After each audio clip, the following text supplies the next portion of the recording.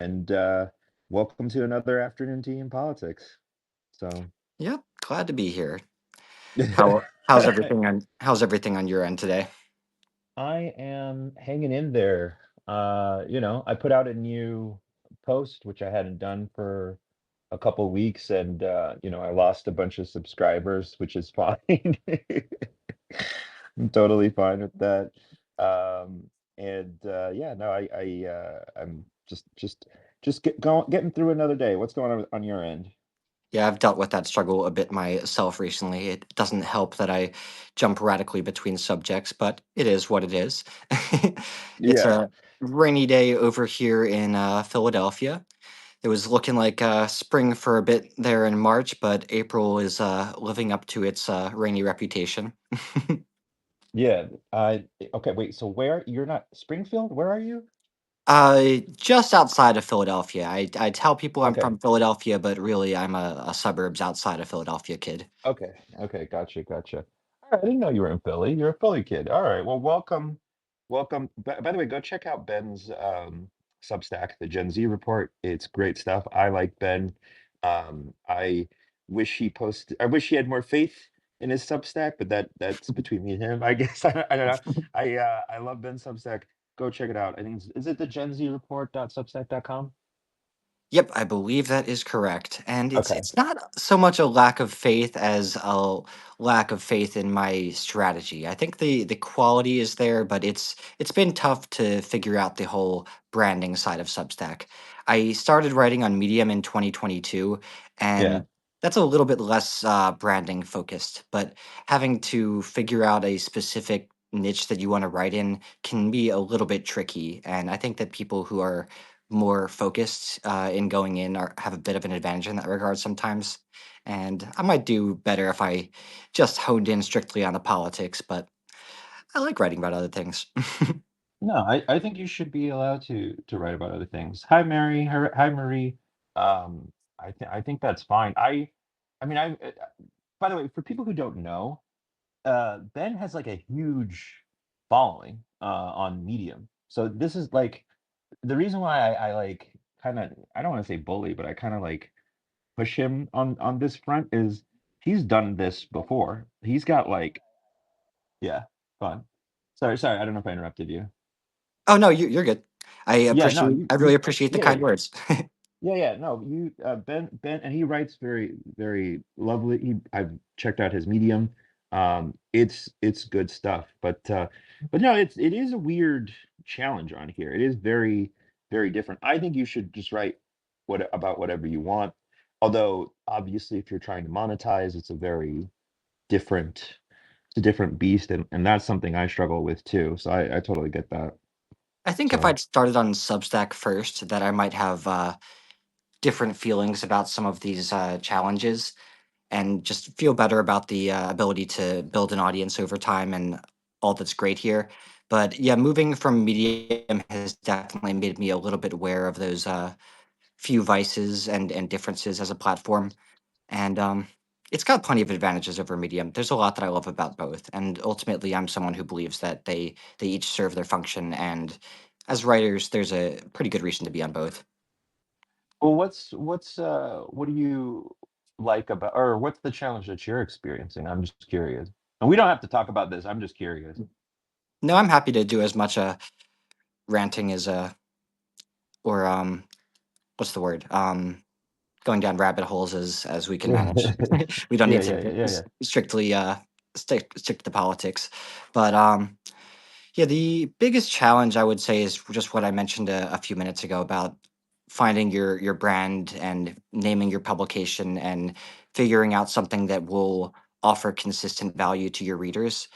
And I think that Medium has a bit more of a robust publication system in Yeah, that there are pre-established publications that some are for satire and some are for fiction and some are for history and general interest and just about anything you can think of. And it's you don't have to create your own and make your own product so much as contribute to some of what's already built. And that's very helpful because you can glom onto these already established communities. And if you love writing about film and you're good at it, you can very quickly succeed within that niche on Medium and don't have to worry about building up that email base. But it's also frustrating sometimes how Medium doesn't market your work if they don't believe that it meets a certain standard. A lot of the way that the platform has functioned these past couple years is around a system called the Boost, where Hmm. curators who are Medium staffers essentially decide this piece meets a certain quality and we should market it as a result. And if it is marketed, you're well paid for your work and it gets sent out to your audience. But if not, it's yeah, it can die pretty quickly and be a bit discouraging. Yeah, discovery and curation is definitely much better on Medium. I didn't ever use, what's funny is I got monetized on Medium, but I didn't even know it. I was just like posting random like articles there. Um, Mhm.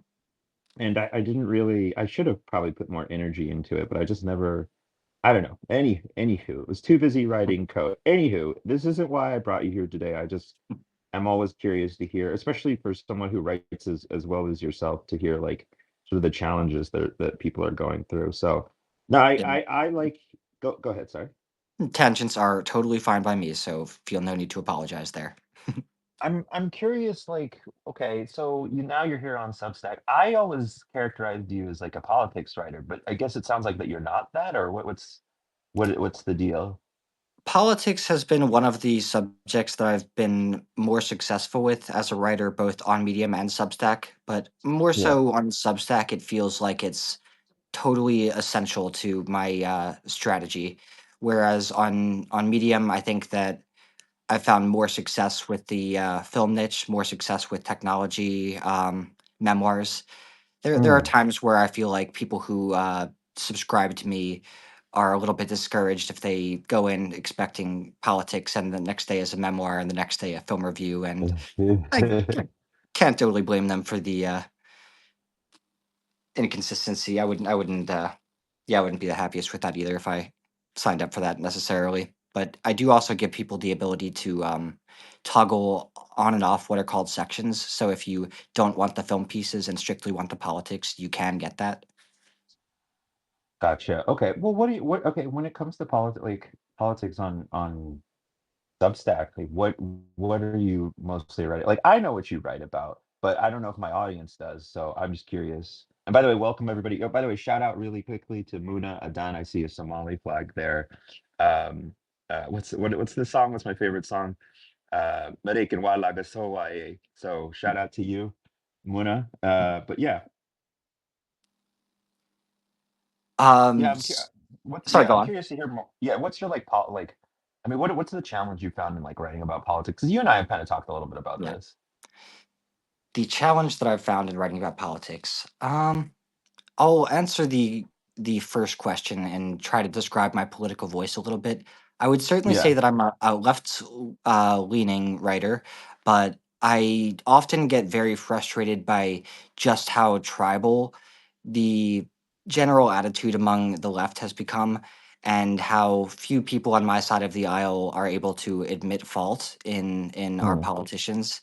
And I think that it's just to sum up the state of the country right now. I think it's a choice between a party that often goes a little bit too far in fighting for progressive issues and can sometimes be annoying in the way that it expects people to walk over eggshells, and a choice of total outright up is down fascist lunacy.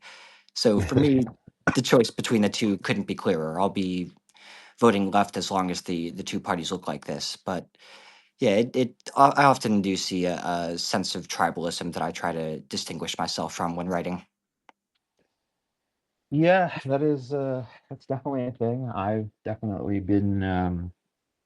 fallen victim to that. I struggle that with that all the time. I mean, I just put out an article today where um I criticized something that I criticized Cory Booker's filibuster. I know everybody loved that or what have you, but like I thought it could be a little bit better, and man, I got ripped to pieces by people.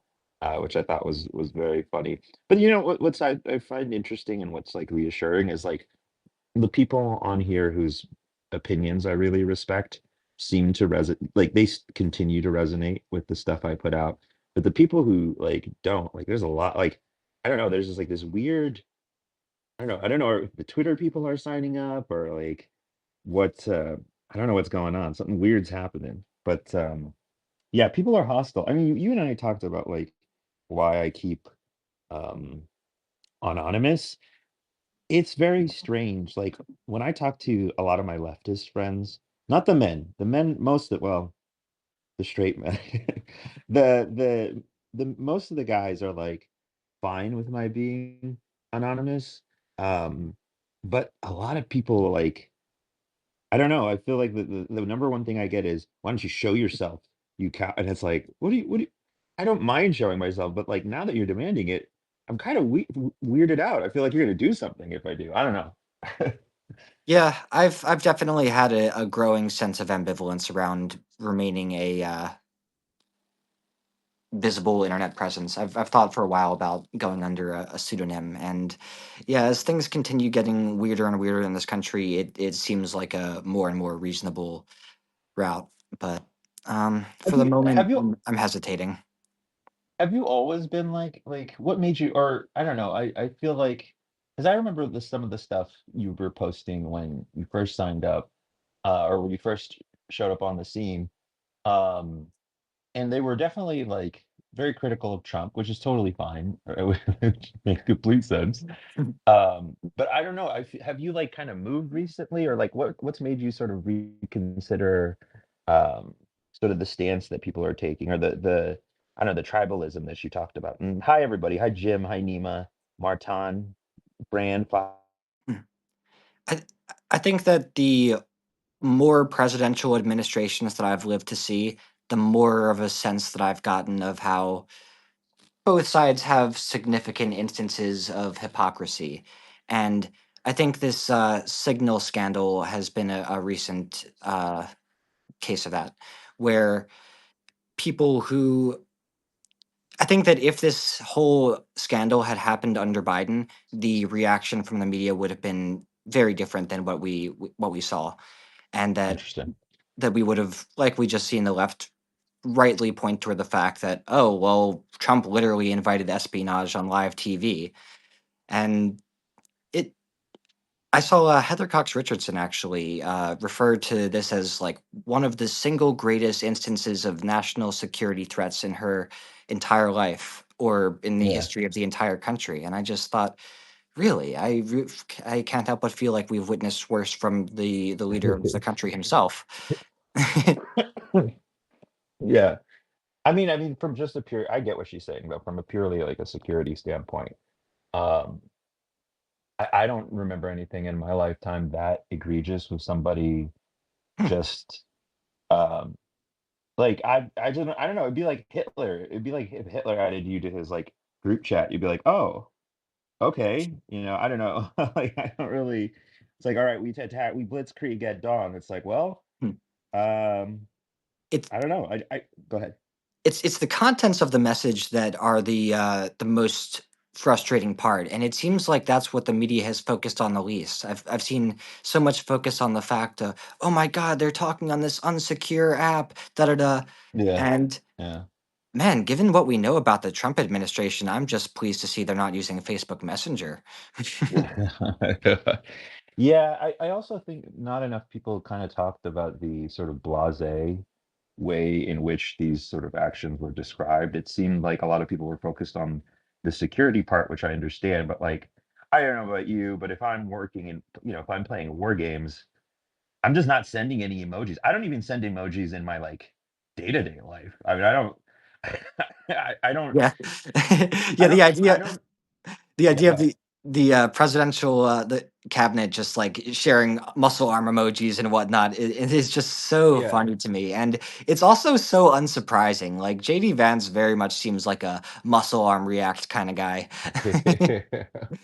Yeah, I just don't know how like I guess for me how appropriate it is in the Oh, it's deeply context of inappropriate. like, yeah, like Yeah. it's not, I'm not a fan. But yeah, I feel like with everything that's happened, especially with this tariff stuff. Were you at the any of like the resistance stuff over the weekend or? No, I wasn't actually. Yeah. Yeah, I mean, I don't know what the right is thinking. I'm if you guys don't know me, if you just came here for Ben, hello. But I write for a Substack called The Split Ticket. I also write to a new Substack uh on technology. I used to be, well, I still am, but I used to be a FANG engineer. So I write a subset called Coding Cortex, but I also write a lot on US politics. Um, and there's another guy on here named Ryan James Krasinski who I really like, who's really got a great handle on the numbers. And I reached out to him to talk about this, and because he specializes in like the electoral numbers for the right, and like I just don't see how I just don't see midterms are gonna be a bloodbath. Like there's no way you can do what you did in a single week, because it's been like a flood of news. It's not even a week, it's like 2 weeks. What, right? Like we've had Yeah. tariffs, we've had Signalgate, we've had, what was before that? Right before Signalgate, what happened? Something weird happened. Oh, the Mahmoud Khalil stuff. Like it's just been insane. I don't know. What are your thoughts on the past couple of weeks? It's such a constant flood of chaos that I feel like each new scandal has a way of burying the severity of each prior one. Like, and the Signal Gate is a very, very good example of that. Hi, Yolanda.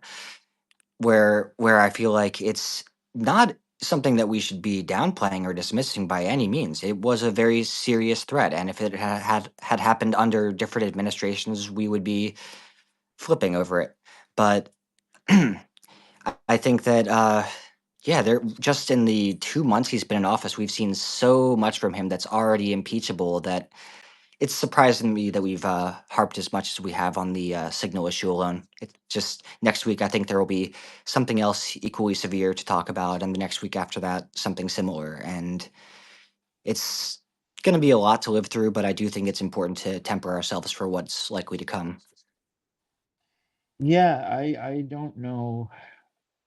Like for me, the thing I struggle with, and I'd be curious to hear how you handle this. Like, there's just so much news. I was reading a thing by Rob Henderson the other day, and he said in a single day in 2025, more content is produced than an entire year in 1925. Like the entire, it's right. It's like there's just such an information overload. Like, hi Yolanda, she seems sweet. There's just like such an information overload. Like I don't, even me who like, the way I work is like I'll write code and I have like news podcasts blasting. I like vibe code mostly, but like uh, I just have podcasts on all the time and I just can't keep up. Like I don't, it's overwhelming. And then on top of that, to like write about it, because I have to like split time between working on my Substack and just like working my day job. Like it's just, I don't know, man. I don't, how do you handle it? Like I'm overwhelmed. Yeah, it's crazy how there's just no such thing as evergreen content when it comes to politics. I Yeah. look at things that were Yeah. written 2 months ago, and they feel like they're from a different world. It's really is unthinkable. There's nothing that stays relevant for more than a few weeks. It seems. Just even last week, it's like, oh, that's yesterday's news. It, I know. I know. I put out an article today on Cory Booker and I was like, this is kind of stale, but like, I don't know if the choices are like to hang out with my family over the weekend or just to, constantly have my head in the news. It's really, I don't want to be that guy. You know what I mean? I don't have to constantly be, I don't know. I'm always plugged in, but I also want to like hang out with like my nephews and hang out with the people I love. So it's tough, man. I really struggle. But I do these lives, and you know that like the lives kind of help because it kind of helps me kind of see yeah. what's people are feeling. What are you feeling? Like where is your head at right now? The to Just to answer just your prior yeah, yeah. question, I think the lives Sorry, I just are throw a very bunch of helpful for questions me. at you. No worries, no worries. The lives are very helpful for me too. Just to see that other people are going through it too, and just to speak openly about it is great. But I think another thing that's been really helpful for me, and this feeds into what we were talking about earlier a bit, is escapism and entertainment and playing fun games and watching movies and shows and losing myself in things that are both brighter and more dismal than what we're currently going through. It's fun to watch the happy things, but it's also there's a certain thrill in watching the apocalyptic shows and movies and feeling like, yeah, the state of the country is fucked, but at least I can still go to Walgreens and don't have to worry about foraging for my next meal. Yeah, yeah, yeah. No, I'm curious because this is something we talked about. Like, first, I want to say hello. Okay, I want to say Taraka. I never got your name. I don't know how to pronounce your name properly, so I apologize. But Taraka Love or Tarahaka Love writes the Free Cable Substack and is hysterical. I really love their stuff. They've got incredible bylines. They wrote for Rolling Stone. They've written for um, uh, like all these like cool New York Magazine. Like Taraka's the real deal, by the way. So shout out to Taraka. Definitely subscribe to their Substack, and I will post a link to their Substack when I'm done. When we're done here. Um, what is Jim saying? Jim says, I think people forget how entirely exhausted Trump truly was. I mean, that's a fact. That's true. That is absolutely true. He is exhausted. He is exhausting. I'm curious because you're how old are you? I am 29, and I just got used to telling people I'm 27, so it's weird to say out loud. I'm surprised I didn't hesitate for longer. What's the gen? Yo, what's the gen? Okay, so first off, what got you into politics? Like just writing about it in general. I think there are a few separate things that cumulatively got me into politics. One of the first things was participating in a mock debate in my sophomore year of high school during the Mhm. Romney versus Obama election, and all I did was portray a moderator, but it was a pretty big deal. The entire school was funneled into the auditorium. It was on the news. There's still Oh a wow. very gritty, low res picture available to me of me to this day for anyone who's curious about it. I Wait, wrote, wait, wrote wait. So wrote a you're like story about acting, or what? uh, Like, what is this? not acting exactly, but I got to write my own questions and people who were Oh, the real acting was done by the people portraying Obama and Romney. gotcha. They learned their issues, but there was a theatrical element to it at the same time. Like they tried to win their debates and they did learn their arguments, but especially the person portraying Romney, he was an absolutely brilliant individual. To date, one of the most intelligent people that I've ever met in my life, and Oh, very sad to say that he passed away not long ago. But oh no. yeah, he was a very drama oriented kid, and despite being a very left leaning person, took the challenge of portraying Romney in the debate just so he could learn the opposing argument. And it really said a lot That's about his fire. character, and it was he did a wonderful job of it. It was very memorable day. And have you been like writing about politics? Have you been writing about politics ever since then, or like Uh, what did that inspire you? What about that like made you go, all right, I want to kind of think about this more often? I think that was the first piece in the puzzle, and the Trump administration combined with the chaos of the pandemic was one of the other things that really just left me with so much to talk about that I couldn't help but write about it. And yeah, thinking back on the chaos of the George Floyd protests and not knowing whether or not there was going to be another election, like a similar limbo to how we're feeling today, it just left me with so much to say about where we currently were standing at that moment, what we had to deal with as a country going forward. It was a really fraught moment, and I can definitely see why it inspired me to start writing. Yeah, no, I mean it makes sense to me. I mean, Gen Z is interesting. Gen Yeah. Z seems to be in such a strange place because I was having a conversation with a guy the other is who's also Gen Z. He's just a little bit younger than you, and he's doing a PhD out at like one of the prestigious universities or whatever.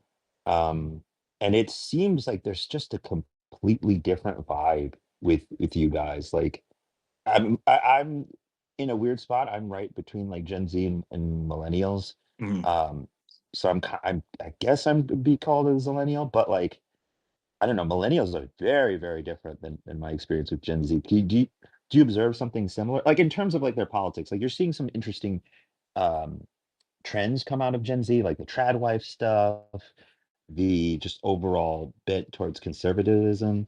You are kind of an outlier in that regard, in that you aren't outright conservative. And I was wondering what your like thoughts might be on that.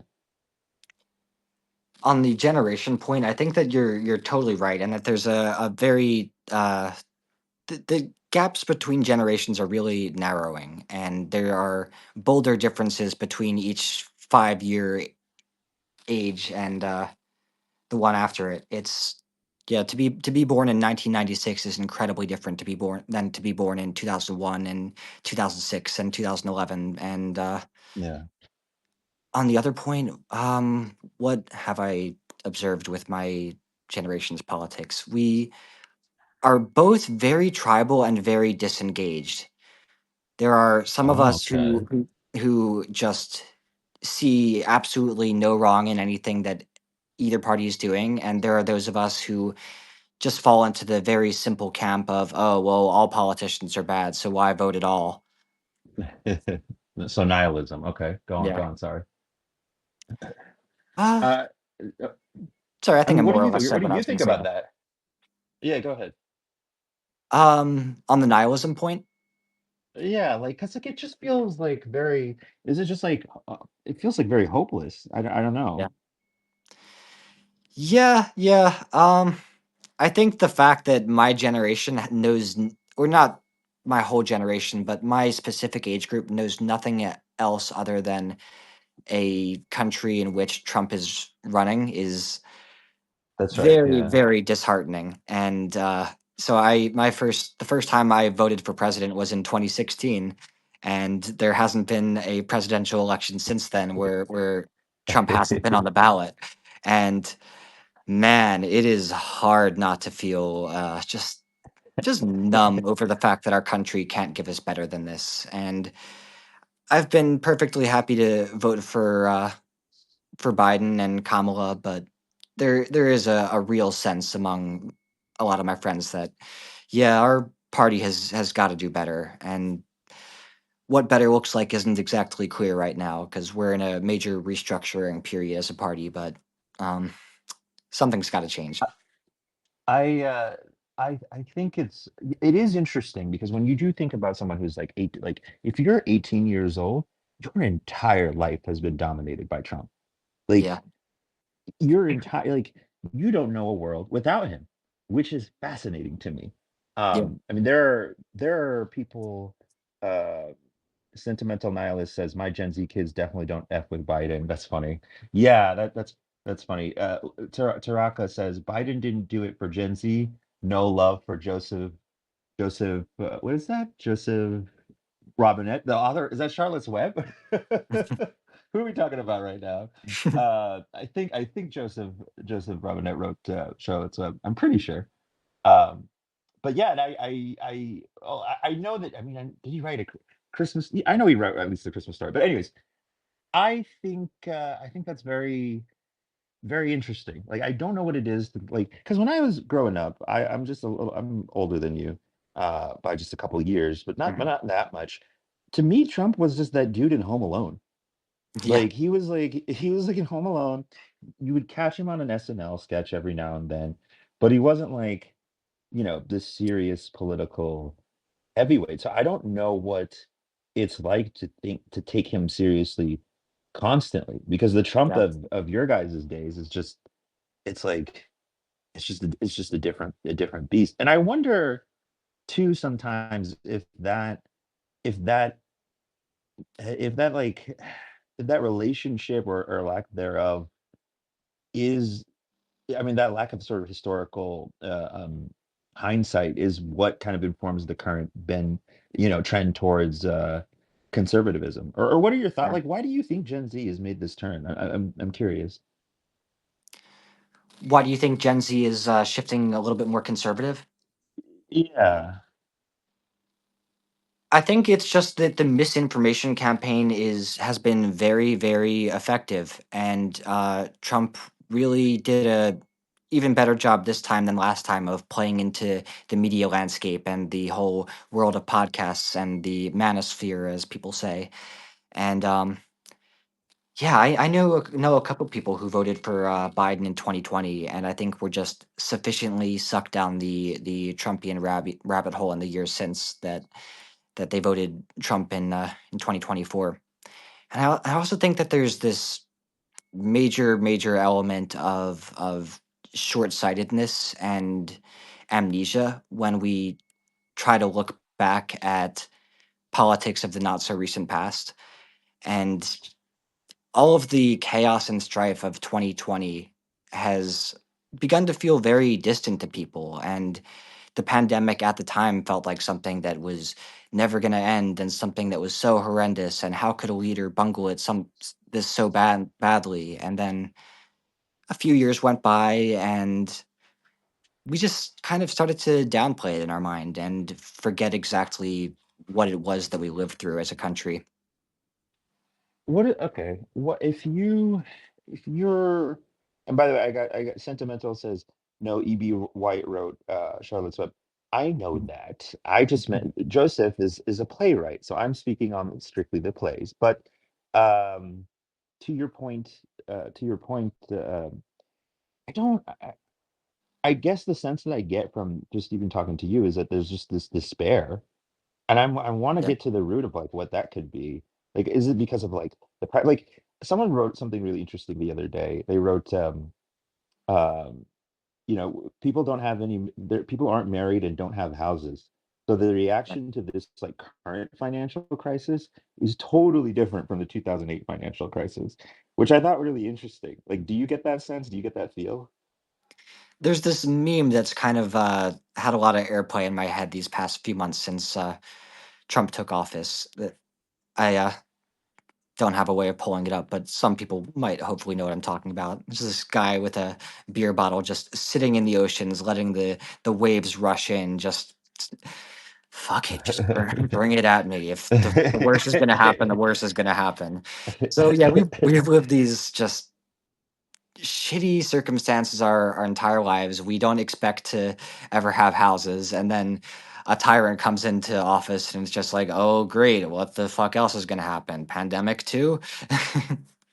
Yeah, yeah, yeah. Sentimental. It's I'm talking about the musical, but it's okay. Anyways, By the I way, I feel think like I I should give would. a thank you to everybody in the chat. It's been wonderful to have some people pop in here. Haven't been quite as courteous as my friend Boz here. No, no, no. I mean, if you have some regulars too, I definitely am willing to shout them out. Taka says Robinette is Biden's middle name. Hilarious. Um, and I thought it was I thought it was the playwright. I thought we were talking about the playwright. No, I think I really worry about this nihilism. um, I think with Gen Z. That's really scary to me. Just because I see that nihilism play out, at least politically, with the Trump administration. Now, what do I mean by that? Um, I don't know. I've been talking to my friend Raj. Shout out to Raj. She has a Substack. She has a really great Substack, um, Rajeshri, and we've talked about this sort of underlying or this undergirding nihilism in the Trump administration specifically, um, where there's like this feel like I don't know, like what they're doing is just so cynical, right? There doesn't seem like to be like what makes this all sad for me is that the Trump administration, I think their bottom line is uh, how do I enrich themselves? Now I don't know how he feels about I don't know when it comes to tariffs. like a lot of the arguments I've heard about tariffs is like, oh, he's just cutting prices so he can enrich his friends. I don't actually know if that's true. There are videos of Trump in like 1997 talking about tariffs. He's had a hard on for tariffs pretty much for like a decade now. But with regards to sort of their overall actions, like, even with regards to Doge, you see these sort of cutting of positions that are really like non essential in terms of their effect on the budget, right? Like if you're serious in the enterprise of balancing the budget of government, there are much more effective sectors, right? Especially within the context of the military industrial concept complex that you can address, these things. But it seems to me entirely cynical to kind of focus strictly on scoring political points. Like to me, this is like what would be the equivalent of this? Um, Uh, I guess during like like during the sort of Biden years, I don't know if you remember Portland decriminalized drugs, like Yeah. and then they ended up like, and everyone was like, please don't do that. And then like 4 years later, they just ended up recriminalizing it, right? And none of like sort of the addiction centers or the strategy that they implemented, or maybe I shouldn't say none, but like a lot of it was largely unsuccessful. And so to me, it seems like the same sort of energy where there's this obvious thing that you're not really addressing like it just seems like sloppy, and it seems like it's more about scoring points and trying to prove a sort of larger point rather than focusing on the issues. I call them I call them just the anti-woke or the woke right, because I know that's woke is a horrible term and everyone hates it, but like that's the best vernacular I can come up with. So I don't know, this is just my thoughts. Like what are your thoughts so far? Like I One mean, one one of my friends who's taken a bit of a rightward drift in these past few years lives in Seattle and has really been victimized by some of the left's more egregious policies. And literally, he was working at a supermarket and just watched as people would come in and constantly loot the place. And he never turned into a full Trump supporter, I don't believe, but I think he at least got sufficiently turned off from both parties that he didn't vote in the most recent election. I'd be curious to ask him. It's been a little while since we've spoken, but I know that that really got to him quite a bit. what turned him off, and how old is this guy? He's my same age. We were in the same high school graduating class. Okay. And is this the guy? I think we talked about this guy before. Does he have a son? No, actually, he this person I'm speaking about now has been one of my close friends for a very long time, but yeah, adulthood. It's been a good few months since we've spoken. I would be curious to get his thoughts on what's happening in the country right now. Not, What's made him disengage, you think?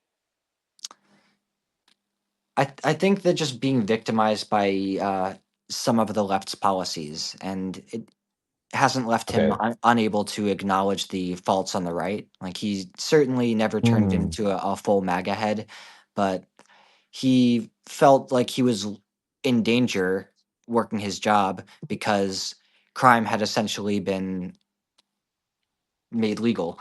You could just walk into the supermarket, and just so long as it was beneath a certain amount, you could just walk out of the store and not really even deal with the legal consequences afterwards. At least that's my understanding of it. I'm not a total expert in the policy there, but I'm pretty sure that's along the lines of what happened. and is this guy in Philly, San Francisco? Like where are we talking about? Philly Uh, or like Seattle. yeah, go ahead. He grew up in Philly, moved to Seattle. Seattle. Yeah, Gotcha. Yes, yeah. yeah. Seattle's rough. By the way, everybody, hi Craig, hi Chase, hi everybody. Shout out to William. William Miller is here. William writes for the Authentic Intel and the New Western. Um, he is the one who gave me the fun phrase critical trade theory, which made me laugh. Um, which is this idea that if there's no trade deficit, then you still need a trade. Like it's just very funny. So go check out the Authentic Intel at substack.com. But I find this root case fascinating, Ben, because if he's part of that generation, like he's more in line statistically of most young men his age, in terms of like feeling distance from the Democratic Party, and you don't feel that way. And I wonder, like, why do you think you don't feel that way? It's pretty easy for me to fall into the lesser of two evils vernacular, I would say. Okay. I continually go back to what I said earlier, and it's just the both sides have their issues. Like I'll never be one to dismiss the issues on the left. And whenever I'm talking to a Trump supporter, one of the first things that I'm usually clear to do is say, "Hey, you know, you're right about this point, and this point, and I see where you're coming from." And Sure. I usually find that that opens it up to something that can be slightly more amenable to compromise. But I slightly lost my train of thought there for a second. That's okay. I ramble a lot, so you're Yeah, good. yeah. um, what was your initial question again? I apologize. I don't even know. My whole point was that it's just very interesting to me that that you've sort of stayed steadfast because most guys I meet your Yeah, age are very much not on the left, very much not. yeah, And to me, the reason why that's fascinating to me is I'm so you know me, I've been into politics since I was a kid. You know, my dad was um is a university professor, and you know, I'm a first generation immigrant, and in Middle Eastern culture in particular, talking about politics, like that's just all like that's just like normal conversation. Like the things that Americans consider really rude to bring up in a conversation that you would first like with someone you'd first met, um, that's just normal. That's just like yeah. that's like a love tap in the Middle Eastern culture. So That's amazing. I'm it's I mean it's well it builds for interesting dinner, that's for sure. Dinner discussion. But like so as like a consequence of that, I've been sort of enmeshed in politics my entire life. So to see this like surge of young people turn yeah, not I don't want to say turn, but like move to the right in this fashion is is really it's really interesting. And I've warned like my friends on the left about this for like nearly a decade. Um, I think went way off starting in 2017, but no one listened to me. And you know there was all this discussion about I remember I got into an argument with a friend of mine in Brooklyn and he was like this guy's like ex NPR, but he's a really good dude. And I remember talking about how like there were no role models in you know amongst the left for like young men, and I just remember him going like, oh well, they shouldn't listen to this person, they shouldn't listen to Joe Rogan, they shouldn't listen to that. And I'm like, well, who do you have for these guys? Who do you have for these guys? Because it doesn't feel like you have anyone. No, And he didn't have an answer for me. And I remember that conversation to this day because it was just so stark because he's such a smart dude and he didn't even have you know a concept of who to give these guys. So when I meet guys like you become the statistical outlier, and I always find statistical outliers very fascinating. We've got some comments here I want to read from Taraka. Taraka says U.S. politics have always been cynical, but I think at least culturally there used to be more cachet and value to being critical of politics, not just against a specific party, but the entire political system. I think so. Yeah, I agree with that. Absolutely. I think people were more balanced in their views. Um, Tanaka says, so for some Gen Zers, without there being a sort of overarching cultural critique of the systems at work, it's easy to feel like there is no space for them and that there's no point in attempting to create that space. Yeah, 100% agree. What are your thoughts on that? well said. Well said. You don't Um, get to yeah, write I in the New York Times for nothing. yeah, I would absolutely second that statement. It's I think that a lot of our cynicism also just owes to just complete disengagement. Like we know so little that it's very easy for us to be manipulated.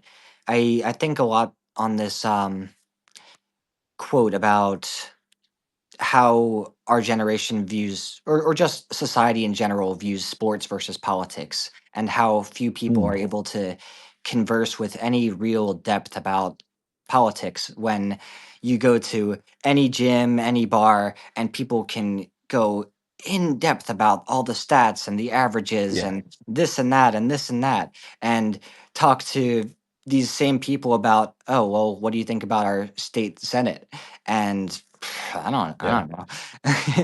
yeah. So it's But that's a thing. That's a thing that's kind of always. I apologize for cutting you off, but like that's a thing that I think has always been present in American society. There's this saying that the Americans aren't, you know, the Americans aren't unintelligent. They're just bored and unchallenged. And I yeah. really feel like there's this.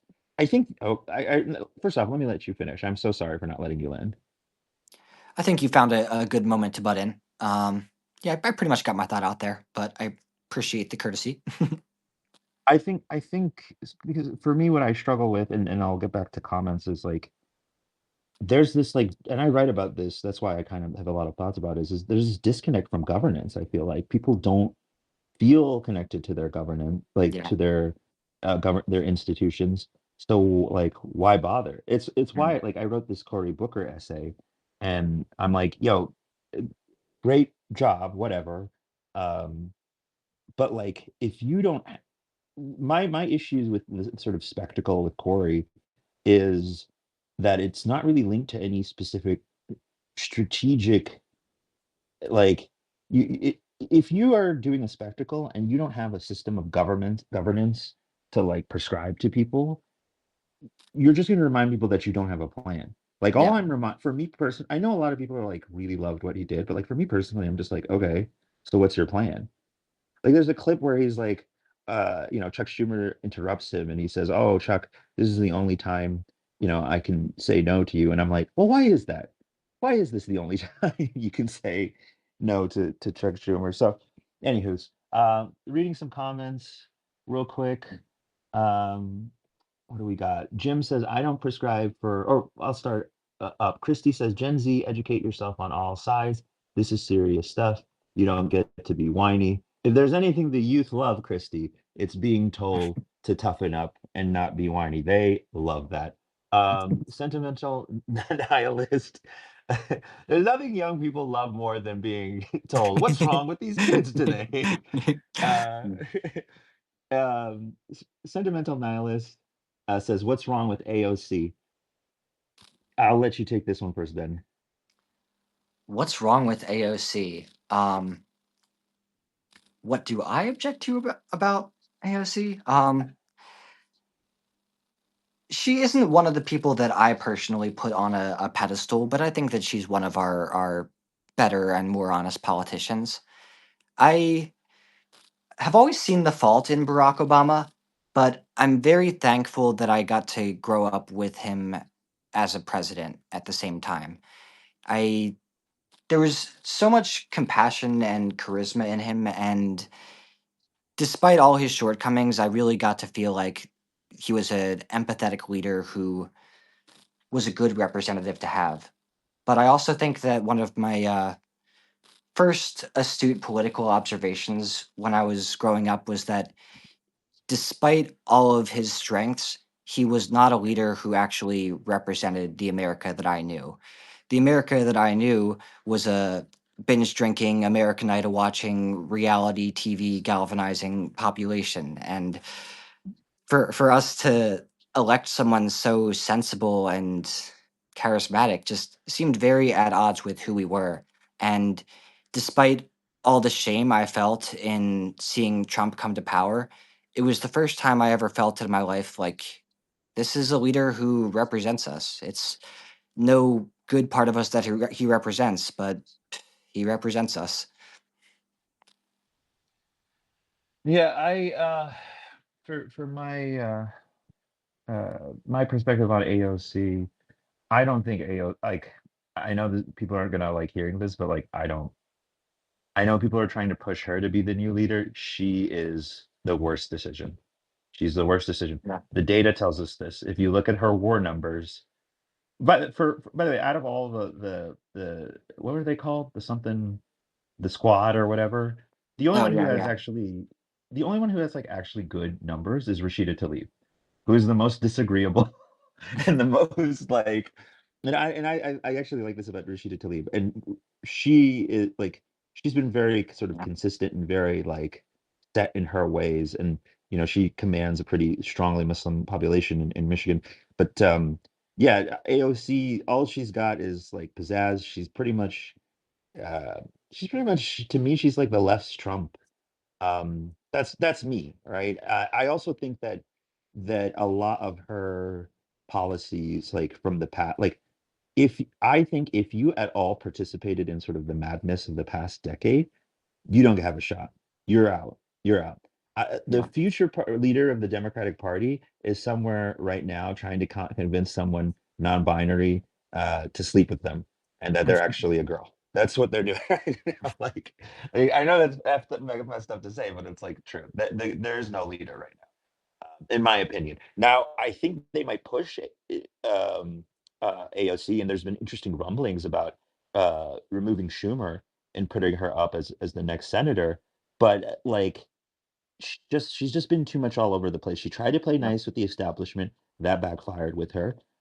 She tried to sort of put forth an activist strategy, which didn't make any sense to me. Like, you already have power. You don't need to like for me, if you're a politician, you rely on activists for maybe sort of a moral compass or policy alignment, but you don't, stage a sit-in on Nancy Pelosi's office. She's Yeah. gonna she's gonna like she's gonna skin you alive, which is what she did. Um, and then we've got Christy.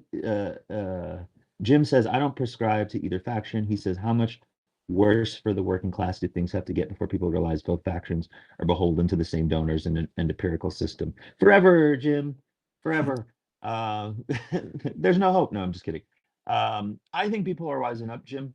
I really do. I think, one of the things I talk about a lot on my Substack is electoral statistics, and there in the past like 10 years has been an enormous movement in terms of independent parties. For the first time in like 2 decades, Nevada is majority uh, independent, and although there's still more Republicans and Democrats now, which is also a first time, but the political landscape is changing. Christie says the Gen Zs I know are very well informed. They're just disillusioned because our parents and our generation have kind of screwed their futures. Yeah, what do you think about that, Ben? I generally hope for better of my peers. I know quite a few people who are doing their due diligence, but I don't find that the literacy we have when talking about politics is enough to rise to this occasion for most part. Do you what do you think? I mean, do you keep where are you in Philly? Because you keep talking about this. Like, like? Did you go to university, or what's your story? I'm curious. I went to high school, graduated in 2015, floundered for a few years afterwards, half-assed an associate's degree in uh, it says everything that I'm blanking right now. No, you're fine. Liberal arts is what I got my associate's degree in. But the reason that Okay. it's easy for me to forget is because I don't really in any way apply it, and I pretty much got that degree and have spent my entire creative or professional career rather since then just writing. Okay. Okay. Yeah. And then this isn't to say, by the way, for me, I'm not one of those people who's like credentials matter. I'm Yeah. I come from like my family's like ethos is very punk rock. Like we're very, hyper like performance focused, but um, like I that's not what I'm trying to say. What I'm trying to figure out is like, okay, I keep hearing this, but like you're a smart guy. There's lots of smart people you can talk to, and connect with on this stuff. So, um, but your overall point is correct, right? Like normies don't care about this stuff, which is fine. And they won't begin to care for this stuff until another, in your case, like 5 or 6 years.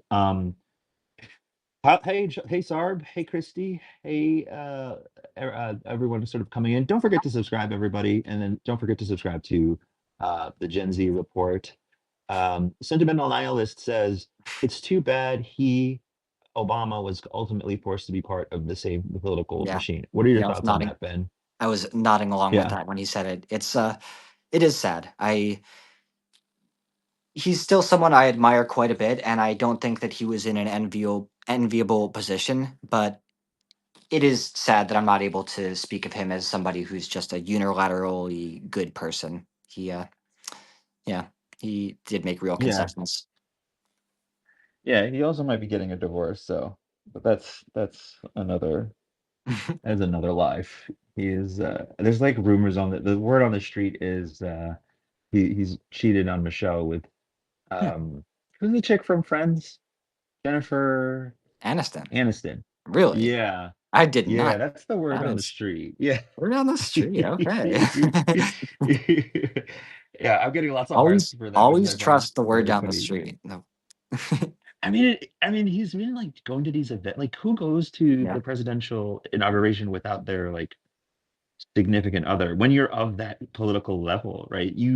He's very savvy. He understands the optics of what it means for his wife to not be there with him. So clearly, something's weird is going on. But that's me. Yeah. Take everything That's I my say observation. with a grain of salt, but without literally any knowledge at all. It just sounds a little tabloidy to me. Jennifer Aniston and Yeah, Barack Obama have a love child. I don't think they have a But love child, yeah, but no, I you didn't say all that, but it just yeah, well, I'll I'll do my say research this. into that. That's intriguing. I wouldn't have thought that, and this is the first I'm hearing, but I am do not have enough information here to rule anything out either. Okay, let me real quick say this. So she had to quell rumors and had to like have like an official statement that she's like not sleeping with Barack Obama. And to me is that's like so random that it's like, well, that sounds like you want because I didn't ask if you were sleeping with Barack Obama. I thought he was with Michelle. So for you to feel that way is really, really interesting. Also, him being spotted in all these pictures of him just alone in all these different like places is weird to me. But that's don't take my words with a grain of salt. Everything I say is truth constantly. I've never said anything wrong my entire life. I'll read I'll read one of these comments. Seems sentimental nihilist said something really nice. Seems like your writing creative endeavors are an application of a liberal arts degree. Agreed. Very much agreed. Uh, Taraka says sees Jennifer Aniston. Yes, it is hilarious. Uh, Sentimental Nihilist says Michelle wants no part of anything Trump related, and I love that for her. Yeah, that could be it too. But like, I'm seeing pictures of him alone at like bars. Like, what is that? Like, what is that about? I think a lot of the Laura, reason that I don't think very highly of that liberal arts degree is that I didn't really get anything from the specific classes that went into it. I feel as though that what I do today, writing, is much more of an extension of my high school teachings and the experience I had then than it is the college professors. I had some really spectacular English teachers in high school, and from ninth grade on, I had a pretty strong feeling that I was going to write professionally. yeah, I think you write very well, and I think if you ever get a chance to go like um, hang out. You should hang out on universities. One of the best engineers I Yeah. know who actually invented the engine for Google Chrome. He didn't even graduate from high school. He just hung out at our university and ended up getting a job at Google. Like the thing about, and I love that. That is like I can't put into words how much I love that because I hate credentialism so much. I hate it so fucking much. Yeah. I really think people should just prove their skills. I've seen your work enough now to know that you are capable of proving those skills.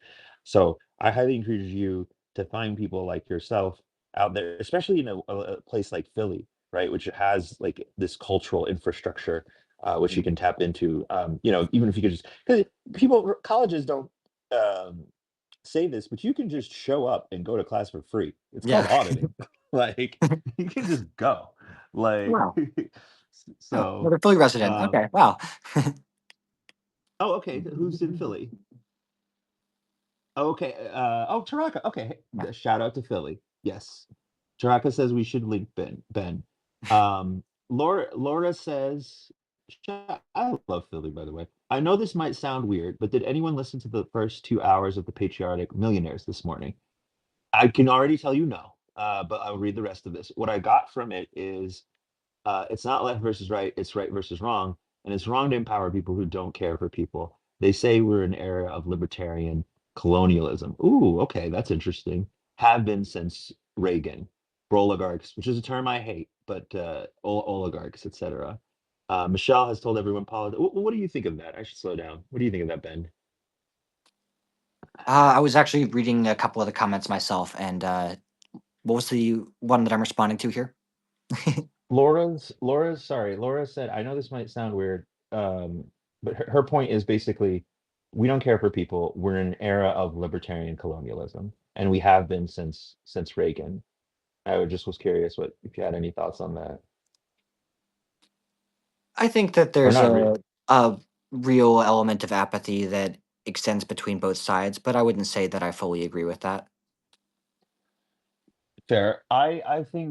Um I think we kind of are, just because there is this weird disconnect. Like one of the things I wrote about this morning was on how if you were a Democrat, like I was covering a story out in Kansas City the other day, and I had to drive through all this like countryside, and I saw, I had to stop in a couple of these little towns, and I remember thinking to myself, like, what do the Democrats have to offer these people? There's not really, like, if you're disconnected from governance, right, and your only issue probably is, hey, prices are going up.